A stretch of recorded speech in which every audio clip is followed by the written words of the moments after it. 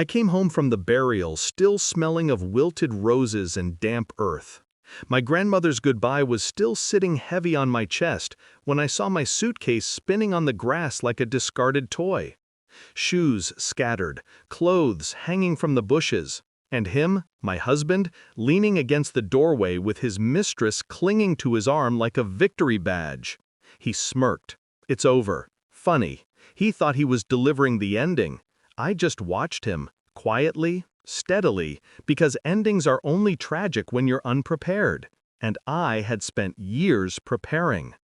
"Check your email," I said, almost gently. He laughed. I smiled, and the collapse began. There was a time when he held my face like it was something fragile. We were young, stupid, and convinced we were bulletproof. His promises felt warm, believable. He said he wanted a life with me, steady, simple, ours. I built a home with him. He built something else. It's surreal how love can rot quietly, how someone can sleep inches away while drifting miles from you. Looking back, I see every warning sign. But at the time, they felt like stress, work, exhaustion, anything but betrayal. He used to kiss my forehead before leaving for late meetings. He used to say he loved how much I trusted him. He should have known trust is only beautiful when it isn't weaponized. It was a perfume. Vanilla, not mine. Too sweet, too deliberate. Clinging to his shirt long after midnight. Then came the silences. The sudden guarding of his phone. The way he angled the screen away from me like I might bite it. But the real confirmation came wrapped in a mistake so simple it was almost insulting. Her voice in the background during one of his business calls. Whispering, laughing, a little too familiar. My heart didn't break, it hardened. People think the moment you discover betrayal is the moment you fall apart. No, that's the moment you start taking notes. I didn't scream, I didn't confront him, I didn't want an apology rehearsed in front of a mirror. I wanted him cornered by the truth. So I started collecting everything. Receipts, emails, photos, bank statements, deleted messages resurrected like ghosts. The kind of evidence lawyers salivate over and judges nod quietly at. He thought I was clueless. But I watched him lie every day, and every lie was a brick in the structure I was building. A structure designed to fall on him. I played the part well, loving, naive, distracted. My silence wrapped around him like a soft rope tightening over time. And while he cheated, I moved our assets. While he lied, I shifted ownerships.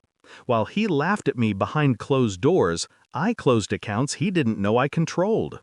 By the time he packed up my belongings and threw them onto the lawn, I had already taken everything he thought was safely his. He stood there with her, a woman who looked at me like she had stolen something valuable. She didn't realize she was inheriting a sinking ship. When I told him to check his email, there was a flicker of confusion on his face. Then the smirk returned. He thought it was a desperate threat. Then his phone dinged. Once, twice, then non-stop, like alarms going off. His expression shifted from arrogance to confusion to panic. Inside those emails were full evidence of his affair, financial transactions proving marital fraud, my lawyer's formal filings, notifications of accounts frozen, eviction notices from the property he thought he'd keep, and the board's notice removing him from the company because I had quietly become majority shareholder months ago. He scrolled faster, breath catching, color draining. His mistress stepped back like she had touched a hot surface. She didn't sign up for a man who suddenly had nothing. He looked at me then, really looked. "What did you do?" "Everything you taught me," I wanted to answer. Lie quietly, plan silently, strike deliberately.